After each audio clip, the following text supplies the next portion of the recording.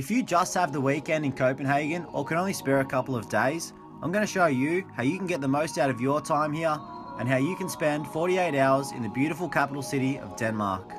One of the biggest attractions in Copenhagen is the neighbourhood of Christiania, also known as Freetown.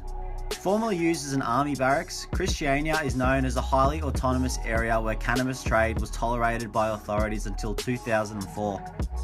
Following the change of legal status and many police raids, the place has become very eerie but highly popular for tourists to visit. The city's harbour is gorgeous. Go and meander around the harbour and check out the famous Little Mermaid statue. The bronze statue is an icon of Copenhagen and has been a famous attraction for over 100 years. Nyhavn is a very lively street in the heart of Copenhagen, full of pubs, restaurants and colourful Danish architecture.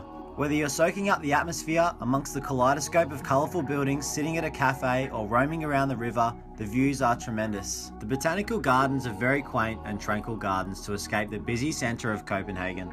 The gardens showcase the beautiful nature, wildlife, greenhouses, and entry is free. You haven't experienced the real Copenhagen until you ride one of these during peak hour. If you do ride in Copenhagen, you do actually have to be careful. Bikes are like cars in the city and people take their riding seriously and just want to get to their location as quick as possible. Definitely a cool but somewhat stressful experience.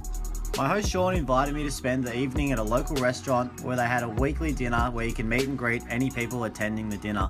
Perfect way for a solo traveller to meet up with 70 new people. If you come to Denmark, one of the most traditional things you can do as a Danish person is to have a hot dog at a sausage wagon. Eating takeaway will cost around 10 euros and having a meal at a pub or restaurant will start at around 20 euros. Alright guys, Sean has taken us to the oldest pub in Copenhagen and he's going to take us through some of the traditional alcoholic drinks we have here in Denmark. So at first we have a Tuborg Classic, which is a classic beer. And on the side one we got something called a side wagon, in Danish, Sidevogn, which consists of gammeldansk. Tastes really good, has a bitter aftertaste. So cheers. Expect to pay top dollar for the alcohol, as a round for you and a friend can cost anywhere from 25 to 30 euros. Other attractions include the Christiansborg Palace. With lovely grounds surrounding the Grand Palace, it offers great viewing and history into the royals. You can also check out the royals' residence in the centre of the city, as well as their royal waiting booth at the harbour where they wait for their boat.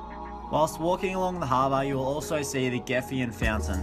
It's a big fountain that depicts a group of animals being driven by the goddess Gefjon.